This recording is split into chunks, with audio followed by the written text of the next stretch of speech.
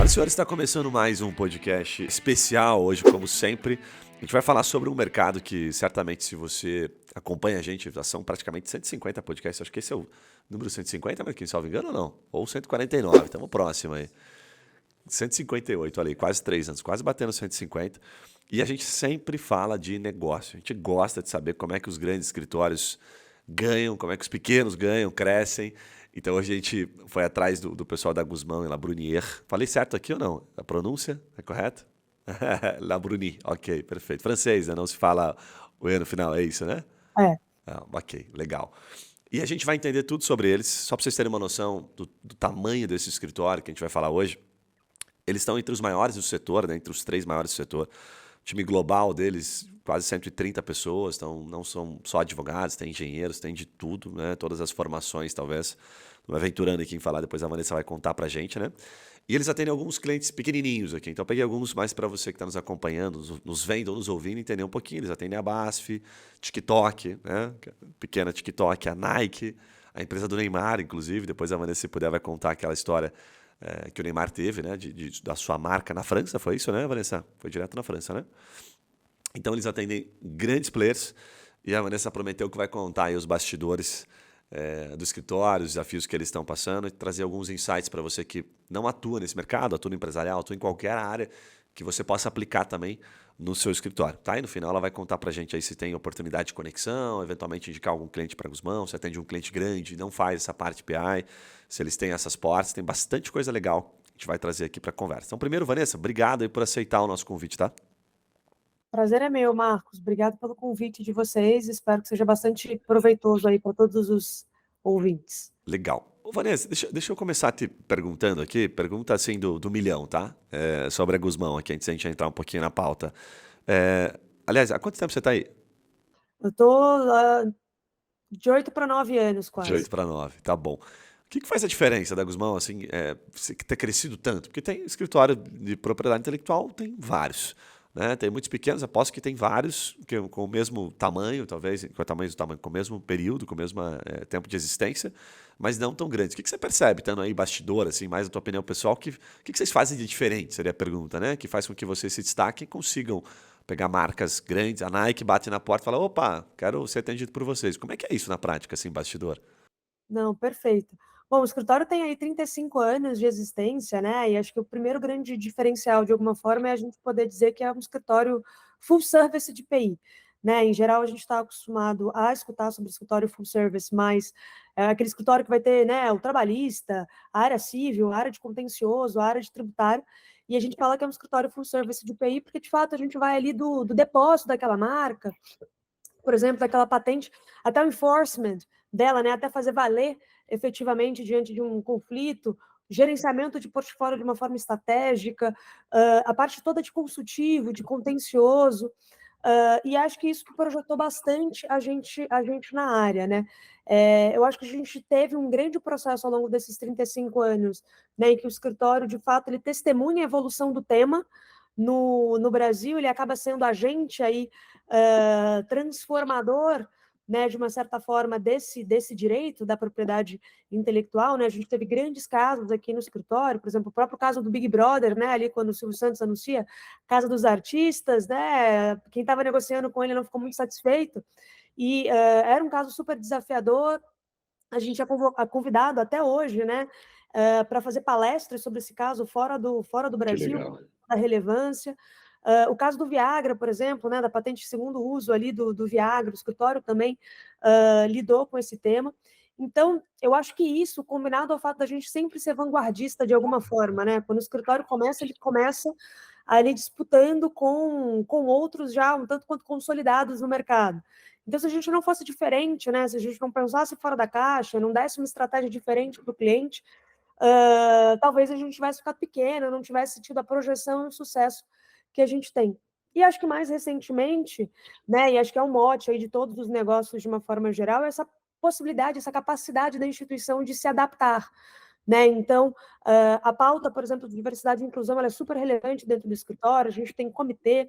Antes de entrar aqui, eu estava numa reunião temática, por exemplo, né, da história lá, cabelo e ancestralidade, qual que é a relevância disso, né? É um escritório que está atento ao uso da tecnologia. A gente tem ferramentas, por exemplo, de business intelligence dentro do escritório para alavancar e colocar algum tipo de vantagem competitiva aí para a gente. E outra coisa que a gente tem visto bastante resultado é, de fato, assim, né, um escritório que se volta mais a uma simplificação, né? Você tem uma linguagem clara, objetiva, você chegar para o seu cliente, né, resumindo uma coisa mais complexa com um infográfico, né, você aplicar um visual law em contrato, você ser muito mais objetivo, claro, sem ser muito verborrágico, por exemplo, em petições, e a gente tem visto que isso tem nos dado, né, uma vantagem competitiva, Legal. mesmo um respeito aí dos nossos pares. Tá, até uma curiosidade aqui, né? Vocês, puta, atendem grandes marcas. Por exemplo, atender uma Nike, atender uma empresa de um porte muito menor.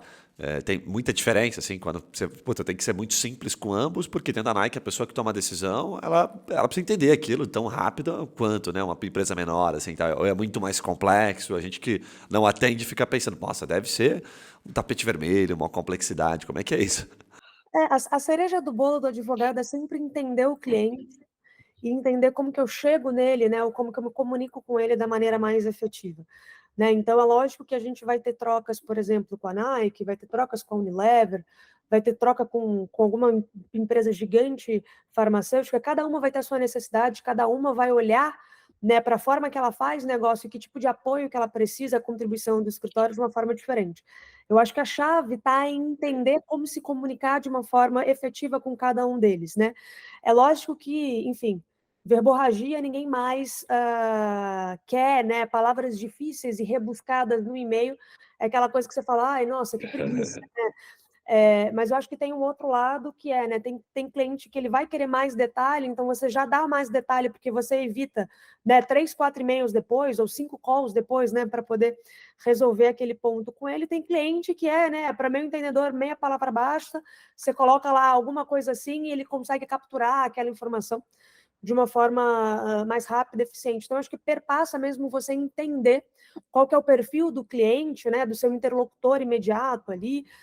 E isso é bastante interessante também do ponto de vista de tomada de risco, né? Tem cliente que tem apetite de risco muito maior do que outros. Verdade. Né? Eu tenho uns clientes que, assim, se eu falar para ele que você está na zona ali, né, cinzenta do perigo, eu vou falar, vamos embora, que é aí que eu estou desafiando direito, é aí que eu quero achar minha margem. Tem cliente que vai falar, olha, assim, eu não posso, né, encostar um pedacinho do meu sapato perto de uma zona cinzenta, porque assim, eu não tolero risco, né? Sei, bem bacana. Antes de eu te fazer algumas perguntas aqui, que eu acho que enfim, são bastante amplas aqui, bastante interessantes aqui sobre a Guzmão e o mercado em si, a gente no bastidor estava trocando uma ideia rápida aqui sobre a porta de entrada, vamos colocar assim, talvez na propriedade intelectual. Você me corrige se eu estiver errado ou agrega um pouquinho nisso. Que seria, acho que, a parte do registro de marca, até de empresas pequenas, né? Nós temos, hoje, são 20 e poucos milhões de CNPJs ativos, né? Dos 40 e poucos milhões, esse número, geralmente, ele se confunde bastante. E toda empresa, pelo menos é o que nos parece, deveria registrar a própria marca e tal, né? Agora, qual que é a tua opinião sobre esse mercado? Que você até comentou, falou, nossa, tem muitos pequenos crescendo, escalando. O que você tem visto aí assim, o que está correndo pela beirada ali, que você está percebendo que essas empresas vão se destacando e, de alguma forma, elas vão conseguindo chegar em mercados, até em marcas um pouquinho mais expressivas, porque elas vão ficando grandes, vão ficando mais relevantes. O que vocês têm percebido disso? Não, isso é excelente ponto, né? Eu acho que é o nosso desafio a cada dia, né? A gente tem que tratar os escritórios hoje como verdadeiras empresas, né? E se a gente olha para os grandes empreendedores do momento que eles estão falando, sempre você tem que pensar o que está destruindo o seu negócio para você já dar uma solução e se antecipar, né, de uma certa forma, a isso. A gente tem um grande challenge, né? O nosso modelo de negócio tradicional ali em PI está sob ataque, está em xeque, né? Que seria aquele prosecution tradicional de você ir lá, né, registrar sua marca, depositar uma patente, olhar para um desenho industrial.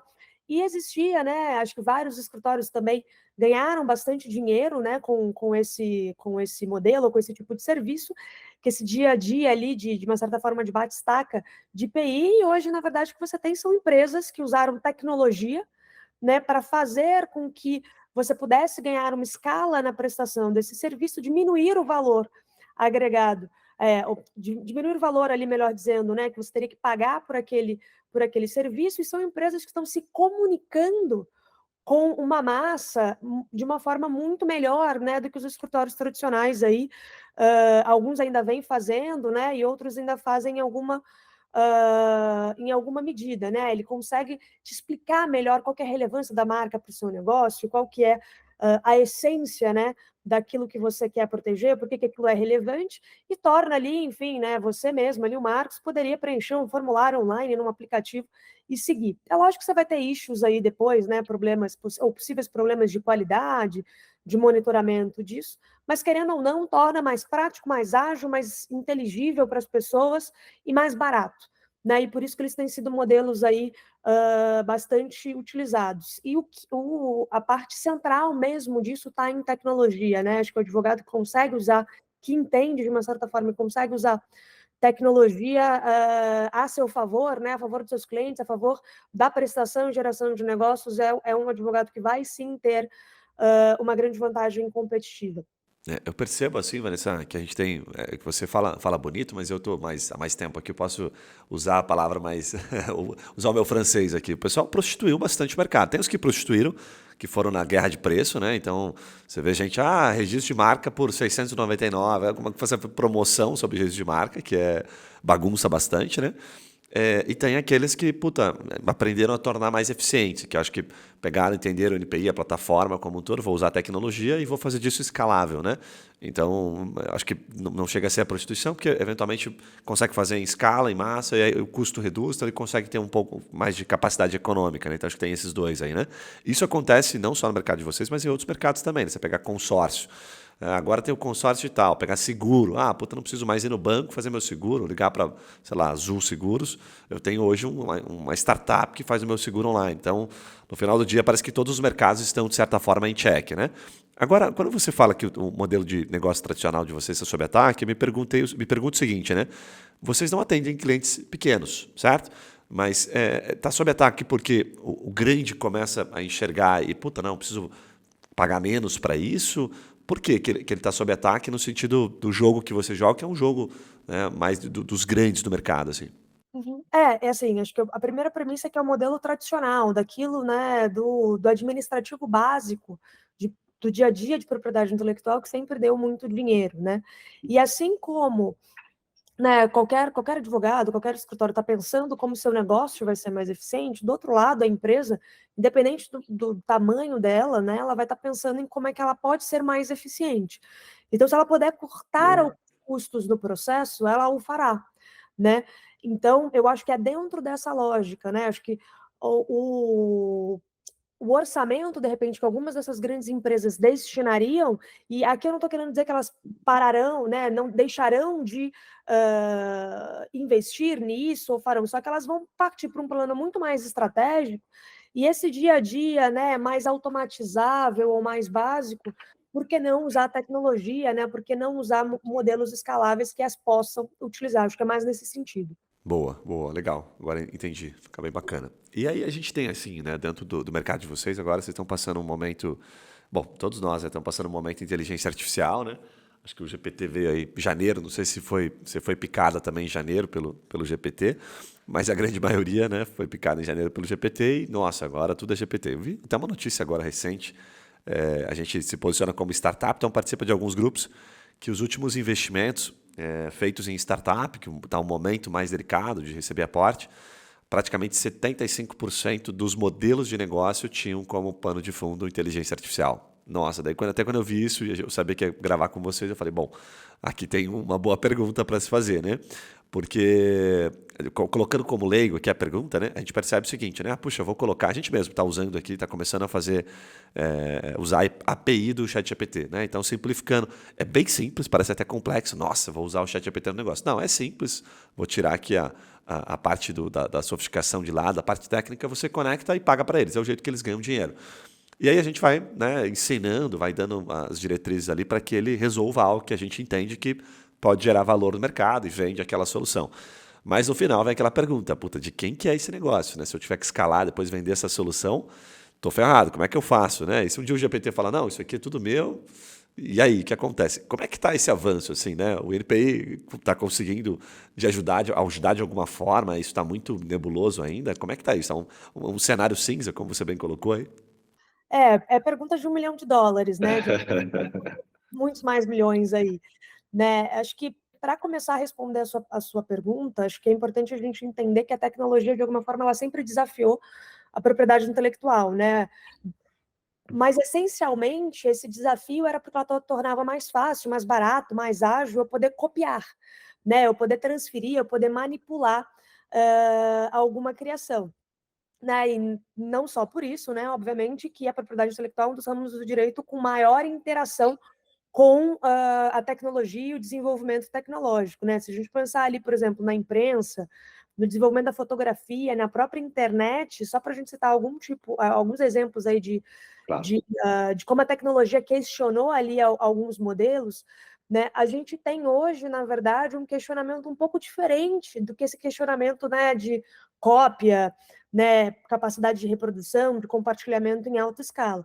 O que a gente tem hoje, na verdade, com a inteligência artificial é um ataque, de alguma forma, ali a um dogma, né, um preceito fundamental da tutela da propriedade intelectual, né, que é o inventor, né, o autor ali como sendo alguém humano, né, como sendo ali o Marcos, a Vanessa, por exemplo, né? Então, se eu pego, por exemplo, a inteligência artificial ali, com expoentes como o Midjourney, o ChatGPT, né? O ChatGPT é um fenômeno, ele tem um crescimento mais rápido da história, né? São 100 Sim. milhões de usuários em 2 meses, em pouquíssimos dias ali do seu lançamento, e ele tem aí legitimamente causado um super alvoroço, né? Porque ele pode gerar, né, tanto Midjourney quanto o ChatGPT, imagem, texto, vídeo, game, código, e de uma certa forma democratizou, né, a concretude da imaginação que antes era reservada ali para os artistas, né, para os humanos talentosos, né? Então, nesse contexto, a gente vai ter, inegavelmente, né, repercussão relevante da IA generativa na propriedade intelectual. Acho que a primeira coisa que a gente pode levantar aqui, né, e justamente fazendo referência a esse dogma aí do autor, né, como sendo humano, é isso mesmo que a gente vai continuar querendo, né, do ponto de vista de regulação de propriedade intelectual. Então, a questão se a inteligência artificial deveria ser titular de direito de propriedade intelectual, em quais situações ela é um debate aí bastante constante, né? Tem uma decisão recente, não tão recente aí, mas lá do escritório de direitos autorais dos Estados Unidos, né? Eles foram instados a se manifestar sobre uma revista em quadrinho que chamava Zyra of the Down. E aí, algumas ilustrações, né, foram criadas por inteligência artificial. Eles falaram, ok, para proteção como um todo, mas assim, as ilustrações criadas por inteligência artificial, você não vai ter proteção, né? Porque pela legislação também lá, né, assim como aqui, você tem uma interpretação de que você precisaria, né, de um humano ali, de uma pessoa física. Além disso, né, a inteligência. Eu fiquei pensando que isso pode virar um carnaval, né? Bom, já que não tem proteção, não é de ninguém, então eu posso pegar também do jornal e agora começar a usar a imagem. E aí vira aquele samba, né? E a gente vai precisar achar um meio termo, né? Pois E é. vai gerar outros problemas de prova, né? Porque a Fato. ideia seria, né? Você pode usar a inteligência artificial como ferramenta para te auxiliar na criação, né? Não sei Sim. se você viu, né? Eles soltaram agora o comercial da Coca-Cola, que eles falam Sim. Coca-Cola feito com inteligência artificial, e é incrível o comercial. Só que fica aquela questão, né? E aí, é feito com inteligência artificial? Quais foram os inputs? Que agências participaram? Quais foram os heads da Coca-Cola que ajudaram na construção?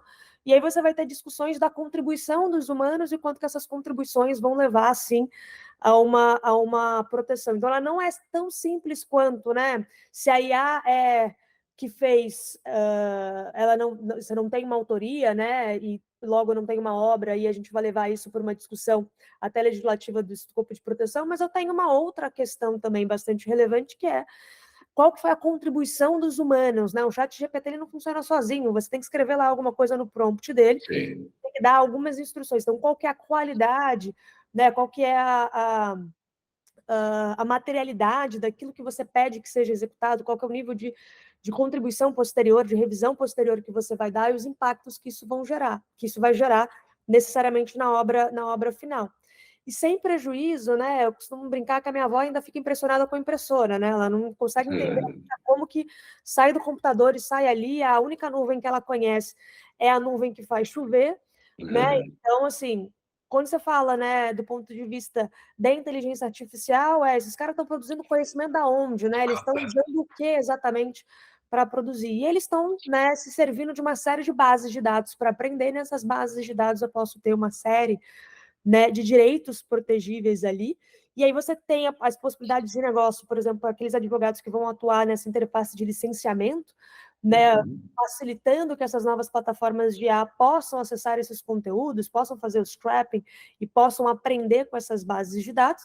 Você vai ter outros tantos que vão focar na parte de litígio, né, não licenciou, não teve as autorizações, está com viés algoritmo, por exemplo, né, na forma como a sua inteligência artificial está aprendendo, né? E, enfim, e os advogados vão atuar aí bastante nessa interface. E outro ponto bastante sensível que a gente já tem recebido consulta, já tem visto, né? Já tem sido bastante veiculado na mídia com relação à inteligência artificial, é justamente essa potencialidade de você compartilhar dados confidenciais, né? Na aplicação aí da IA generativa. Né, e algumas empresas têm optado, né, e têm pedido aí para que a gente faça, por exemplo, políticas de uso, ou na maioria das vezes, né, de vedação ao uso do chat GPT e outras ferramentas, sobretudo quando você está em áreas ali da empresas relacionadas diretamente com pesquisa e desenvolvimento, para você não correr o risco de gerar um conhecimento que a empresa, por exemplo, não seja ou não seja possível defender que ela detenha algum direito sobre aquele material que foi gerado. Top. Top, nossa, uma baita aula. Eu fiquei com algumas curiosidades aqui, mas a primeira, assim, que eu queria a tua percepção de quase 10 anos aí com os mãos e talvez mais tempo aí de experiência e todo esse tempo acompanhando a NPI, né? Me parece assim, eu vou fazer o papel do leigo, né? Se não está regulado ainda, eu posso surfar junto com todo mundo e estou correndo risco, se eu estiver correndo um risco, junto com todos, né? E torço para que a regulação me favoreça ali na frente. Você acha que é um ambiente, quando o cliente chega, né? Pensando que a gente tem aqui advogados empresariais que nos ouvem, e estão sendo questionados, às vezes menores, e atendem um cliente que está querendo investir num negócio. Ah, tem uma startup aqui, uma ideia maravilhosa, e agora não para de surgir ideias maravilhosas com inteligência artificial. É um momento para dizer assim, olha, vai com tudo, entendeu? Vai sentindo, vai colocando. O que você pelo menos preserva? Preserva código, preserva alguma coisa, tenta ter o máximo possível de autenticidade dentro do teu negócio, questões que você possa alegar lá na frente que são suas de fato. Ou, olha, não coloca teu dinheiro agora, espera um pouquinho isso acontecer. E quanto tempo o NPI leva, né? O NPI é uma instituição rápida nesse sentido, você percebe que ela evolui mais rápido que outras legislações aí que a gente percebe que são um pouquinho mais lentas no nosso país. Uhum. Essa acho que é uma pergunta interessante, né? Eu, por exemplo, né, e não necessariamente estou falando aqui da opinião institucional, né? Mas aqui falando, eu não acredito muito naquele stop total de todas as pesquisas e todos os investimentos em inteligência artificial, até porque a nossa experiência, né, guardadas as devidas proporções, até mesmo em fases de guerra, por exemplo, né, cessar-fogos nunca deram, né, o resultado que era esperado. Acho que você precisa ter cuidado. Eu acho que hoje a gente já tem alguns mecanismos para falar, ok, vamos ver exatamente onde é que a inteligência artificial está entrando nos seus processos produtivos ou no seu processo de criação, quais são as cautelas, quais são os limites. Do ponto de vista de PI, bom, você já tem uma marca, você já está trabalhando num projeto, já vamos, né, levar ao NPI ao registro, o NPI vai levar aí, né, algo em torno de 1 ano, por exemplo, num processo simples, podendo ser um pouquinho mais, um pouquinho menos, por aí. Se você achar, né, que toda aquela sua construção, ela é passível, por exemplo, de proteção por uma patente, se você quer registros de desenho industrial para a interface que você está usando e etc., eu acho que já é bom ir documentando sempre esse processo, né, e criando, né, as evidências daquilo que você está construindo no seu plano de negócio, para que você possa subsidiar, né, o seu advogado depois, né, e que o próprio advogado possa instruir o cliente, né, aí documentando tudo isso. A gente tem um pouco essa ânsia, às vezes, do empreendedor, sobretudo, né, de ele vai fazendo, né, e não necessariamente documenta os processos, né, que ele usa. E nessa área, para a gente, isso vai ser muito relevante, né, desde o ponto de vista de, é um empreendedor que usou inteligência artificial no meio do processo de criação dele. É bom ele documentar, né, em que ele usou, como que ele usou, quais foram os inputs. Se é um empreendedor buscando, né, atuar ali mais numa interface ele vai mexer com inteligência artificial, né? Ele ter muito mapeado, né, quais são os riscos, o que a gente tem de regulação. O Parlamento Europeu aprovou na última semana o texto base lá, né, do projeto de regulação da inteligência artificial, que é um projeto muito caro.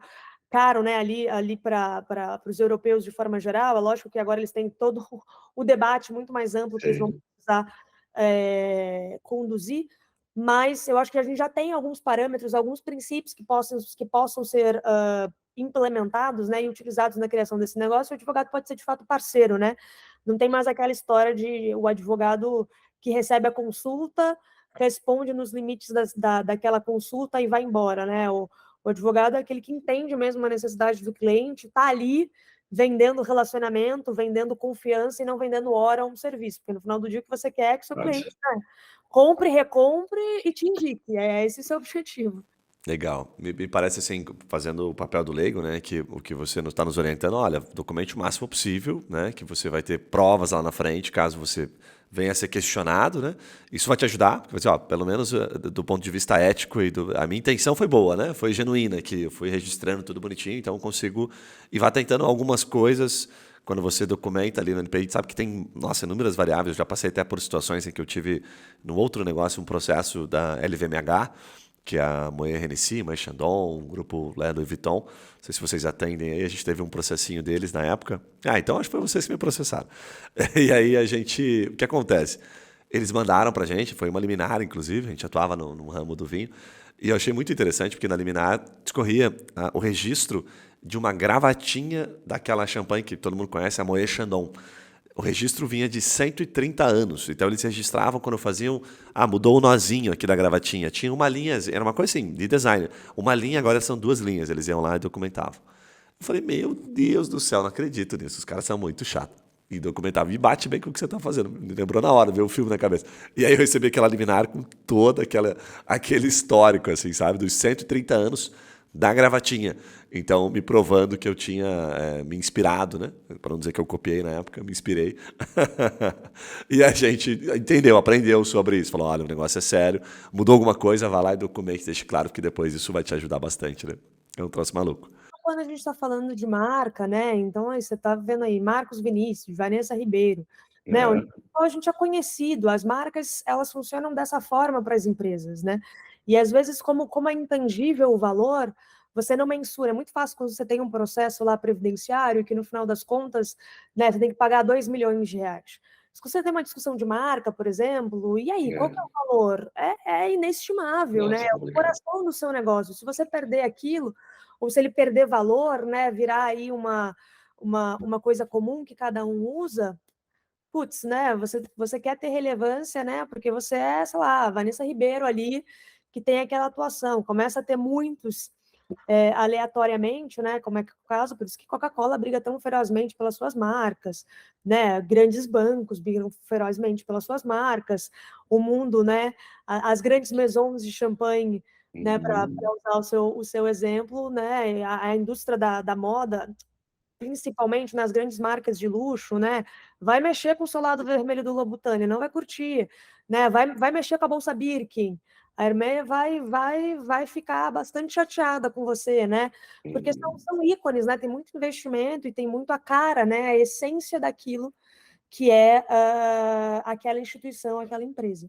Boa, boa. Bem legal, bem bacana. Bom, tem mais um tópico aqui que eu acho que é interessante a gente entrar, que você até comenta, né? Como é que o advogado pode fazer mais negócios e se destacar nesse ambiente que a gente está vivendo hoje, né?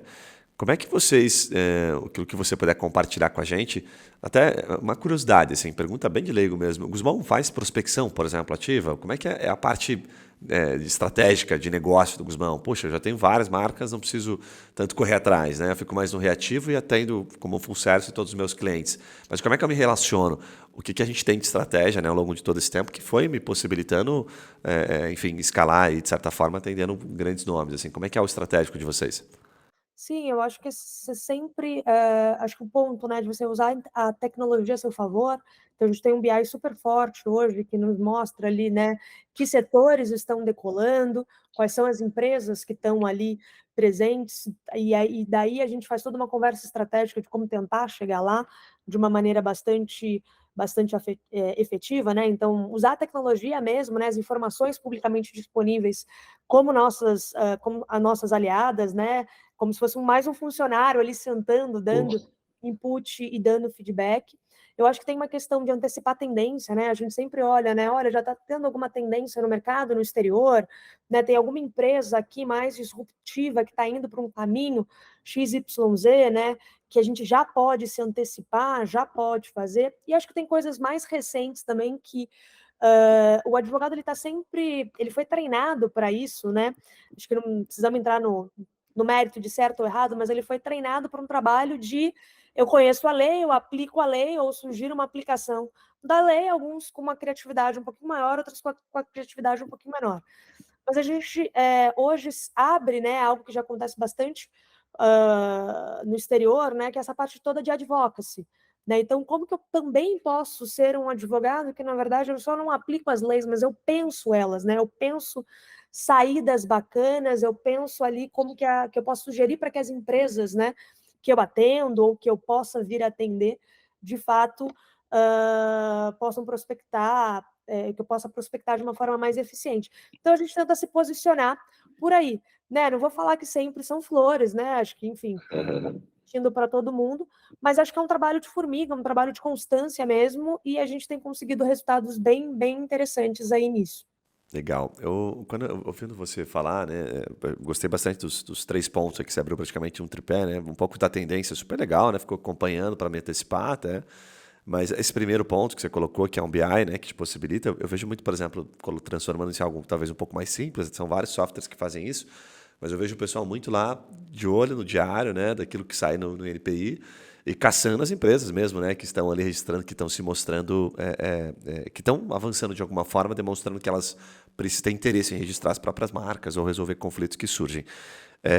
Uma pergunta que eu queria te fazer, que está relacionada ao terceiro ponto que você trouxe, essa provocação, né, para o cliente que vocês fazem, que você falou, ela é proativa, assim, sabe? Eu pego, por exemplo, a Nike não sabe de uma situação e eu estou aqui interpretando uma possível ameaça e estou, de alguma forma, comunicando eles. Não deixa de ser um upsell, um cross-sell, enfim, como a gente quiser chamar isso, né?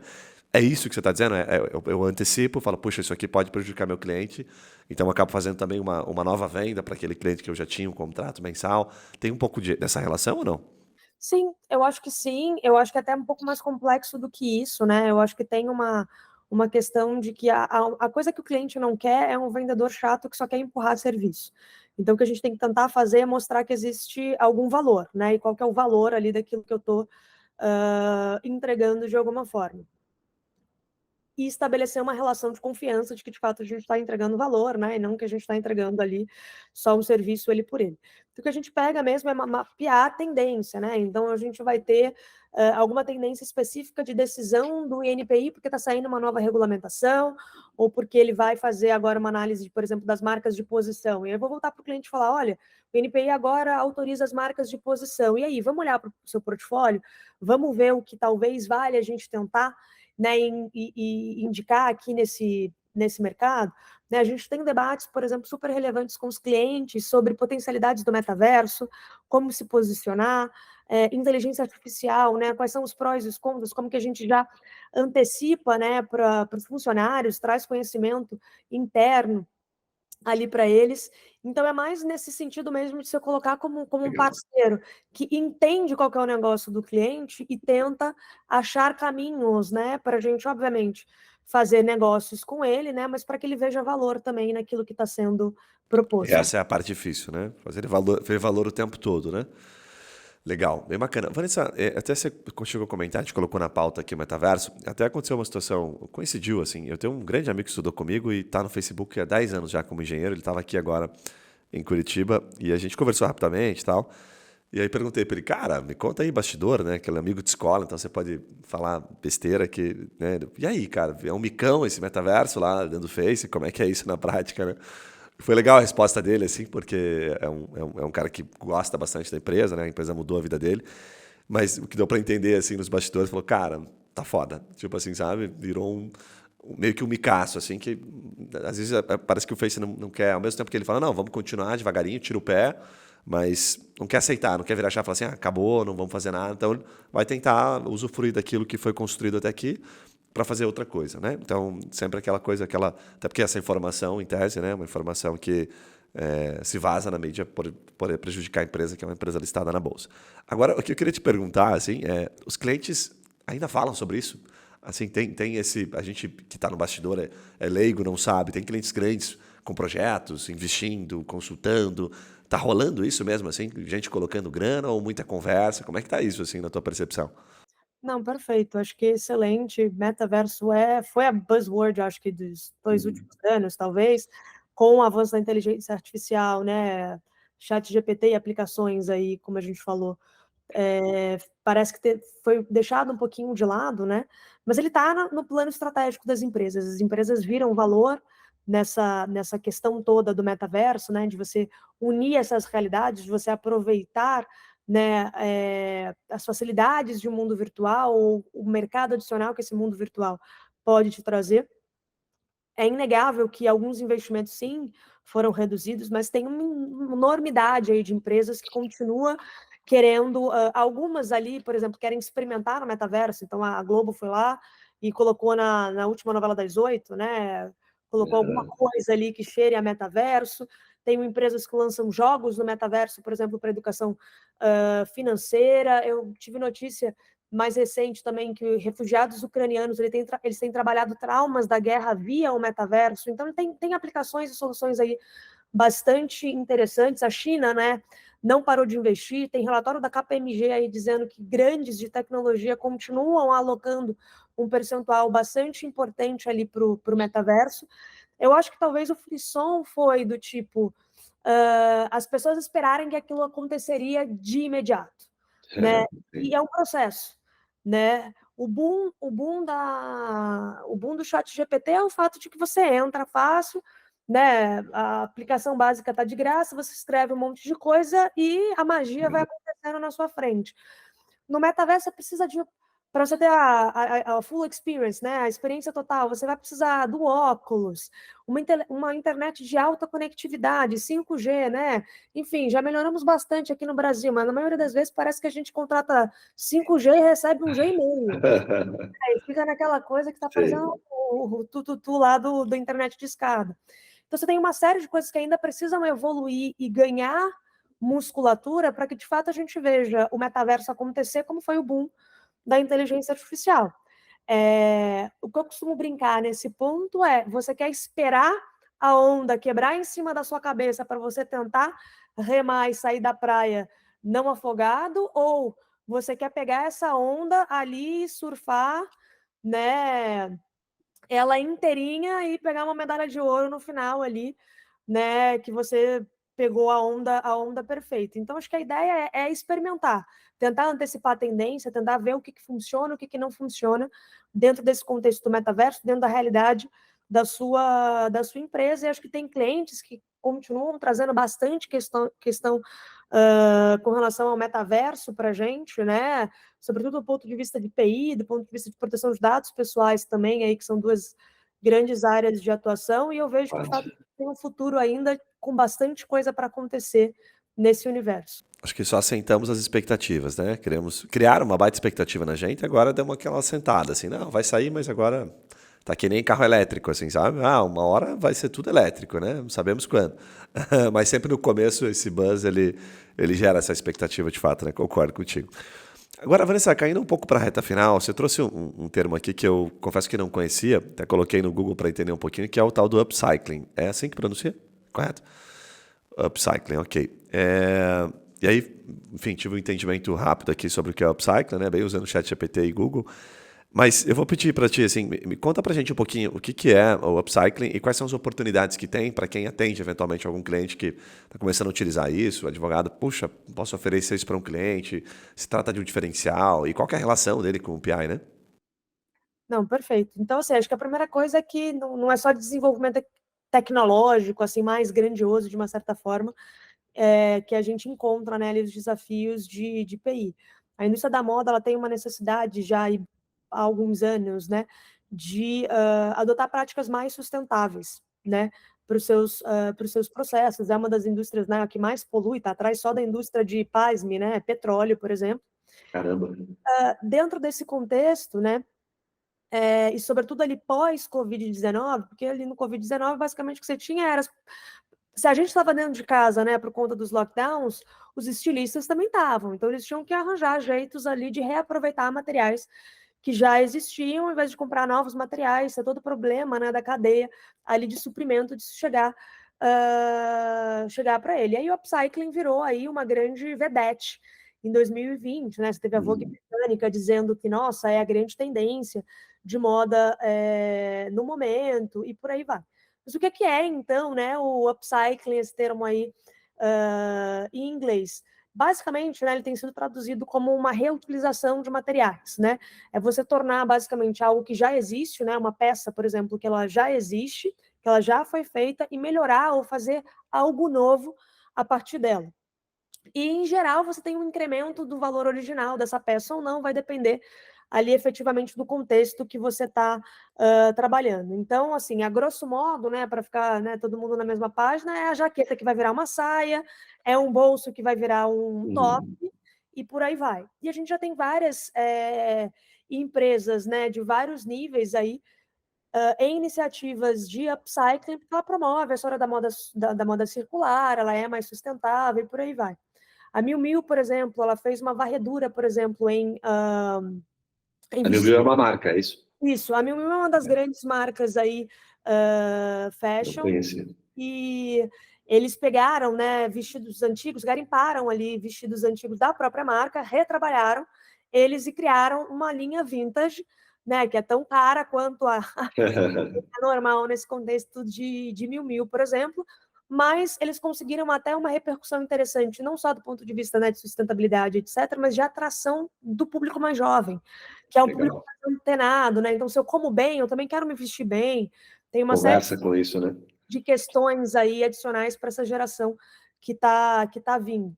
Se tem uma empresa carioca aí para puxar a sardinha lá para os meus conterrâneos de alguma forma, que é a Think Blue, eles trabalham com jeans, né? Então eles coletam jeans descartáveis, desconstroem, criam novas roupas. É uma empresa que desfila, né? Muita gente não sabe, mas existe uma semana de moda mais sustentável brasileira, né? Que não é Legal. essa grande aí que a gente teve até recentemente em São Paulo.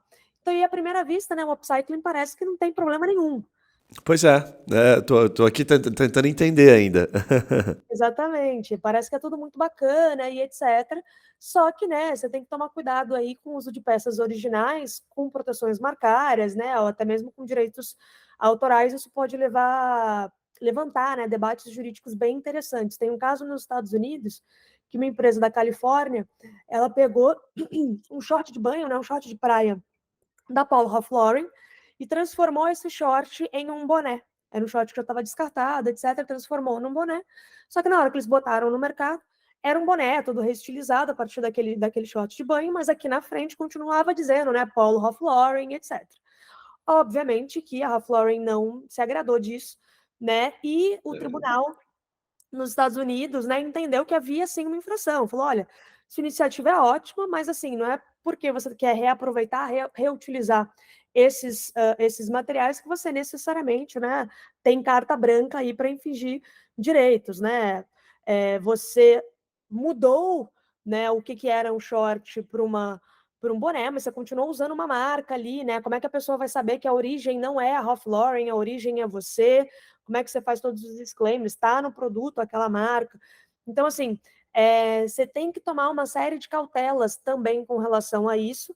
A gente sabe que o mercado da moda, sobretudo no Brasil, é super aquecido, né? Tem grandes oportunidades de negócios. Então, acho que o advogado também que estiver assessorando, né, ambos os lados ali, ele pode ou alertar para falar assim, olha, excelente a sua iniciativa de moda circular, etc., mas vocês pensaram aqui nessa parte de IPI, como é que vocês estão olhando para isso? Né? Como se, enfim, quiser apreender produtos, né, reutilizados com base em questões de IPI, também é mais uma causa aí para ele achar caminhos. Mas rola uma inocência, né? Tipo, fiz um boné super legal, mas deixei a marca aqui na frente. Coincidentemente, a marca ficou ali por causa da reestilização, um pedaço da peça que eu peguei. Bom, É uma tendência, né? A API, eu falo que às vezes, em várias partes, ela é contraintuitiva para o senso comum. Então você acha, não, mas por que eu não posso copiar? Por que eu não posso fazer?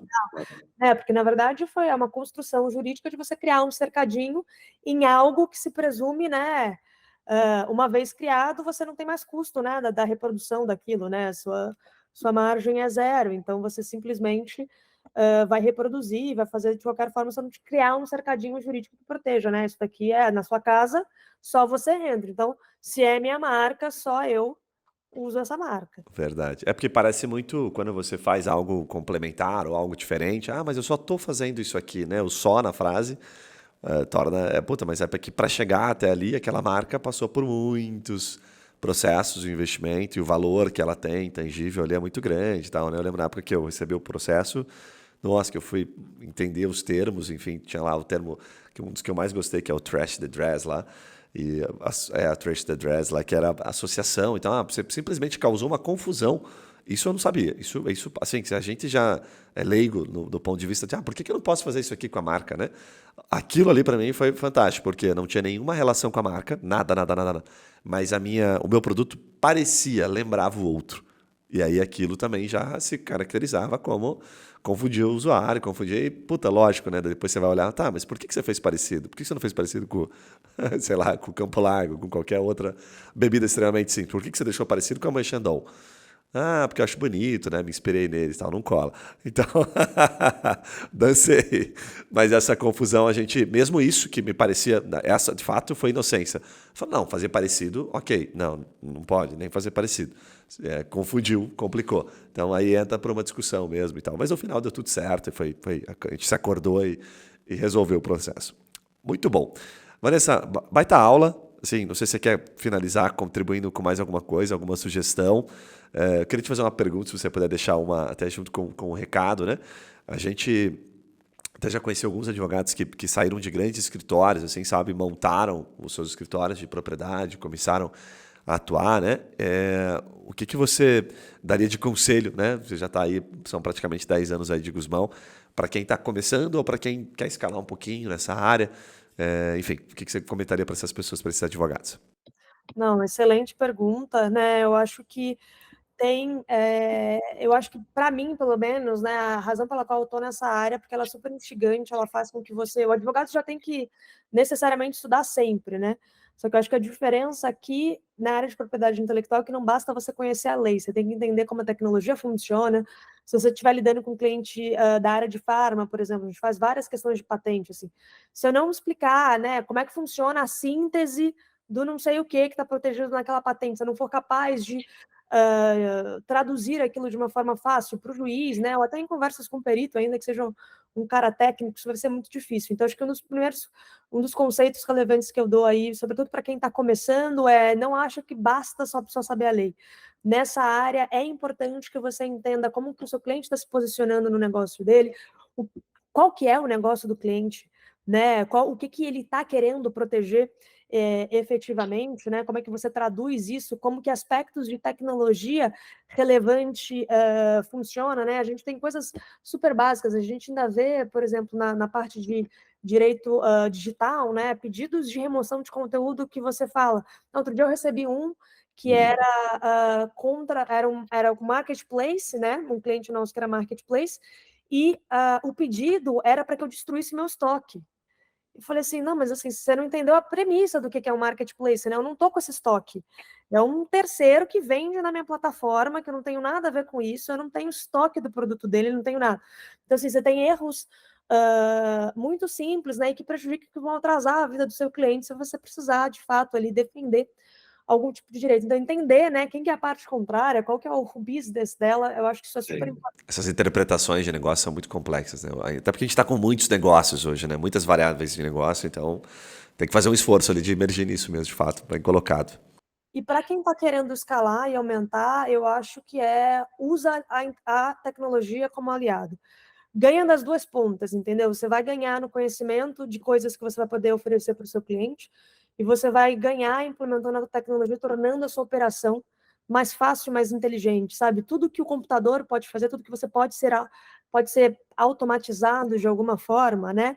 Faça, libera os seus profissionais, libera quem está trabalhando no seu time para trabalhar com atividade intelectual, para pensar estrategicamente, né? Não precisa mais ficar ali, né, batendo estaca em coisas repetitivas, que você pode gerar um padrão e só repetir aquele padrão. Muito bom, bem legal. Vanessa, Guzmão, a gente atende alguns escritórios grandes aqui nos ouvem, escritórios médios também, pequenos, enfim. A Guzmão, ela é aberta assim para parcerias, por exemplo, atendo uma grande empresa aqui e surgiu uma demanda de PI, eu não quero pegar, não manjo disso, ouvi o podcast aqui, vi que, nossa, preciso aprender muito. Vocês são bem abertos para isso, assim? Com quem que fala? Vai pelo LinkedIn, vai pelo Instagram? A gente teve bastante facilidade aqui sempre de gravar e de ter contato com vocês. Como é que é isso na prática? Não, perfeito. A resposta direta e simples é que sim, né? Óbvio que a gente sempre tem a checagem ali se a gente tem algum tipo de conflito de atuação, mas a gente atua em parceria em várias frentes, né? Desde a parte, por exemplo, processual civil, né? Como também, né? Alguns clientes, né? Alguns intermediários aí que nos trazem cliente, né? Ou trazem alguma demanda. Por ser um escritório também, né? Que os dois nossos sócios fundadores, né? Um é ex-presidente do próprio NPI, ele no período de transição da nova legislação, Que legal. professor da PUC, né? O outro também, né? Professor e doutor na PUC. A gente tem essa veia acadêmica muito grande, então várias vezes são pareceres, então são advogados, na verdade, que nos procuram para, ou em nome do escritório, ou em nome dos fundadores, ou em alguém do escritório para a gente dar parecer em um caso específico. Às vezes a gente funciona como assistente técnico também, em alguns casos necessários, então a gente está super aberto.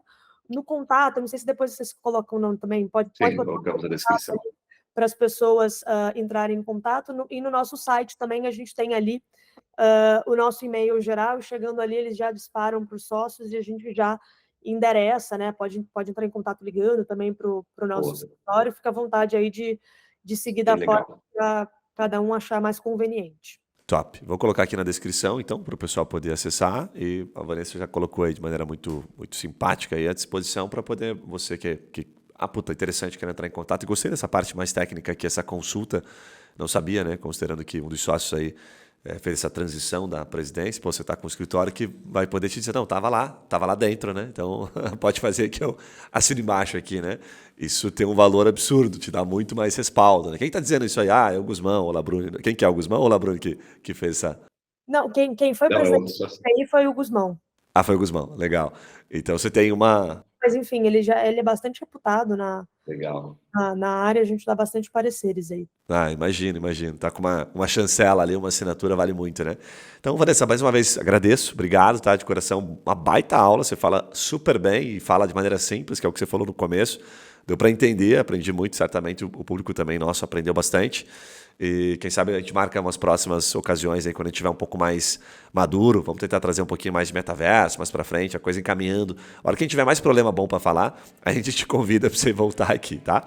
E para você que está nos acompanhando, já sabe, esse é aquele momento que eu peço para você sempre, puxa, segue a gente se você não está seguindo, deixa um comentário, deixa uma avaliação, responde aqui também, a gente vai colocar uma enquetezinha, tá? Sobre assuntos que você gosta de ouvir a gente falando por aqui, tá? E não esquece de mandar para aquele brother que está pensando em entrar em propriedade intelectual, aquele amigo, aquela amiga, enfim, ou está pensando em colocar essa área dentro do escritório. Certamente aqui você vai ter algumas informações que vão fazer toda a diferença. Um abraço e a gente se vê nos próximos podcasts. Valeu!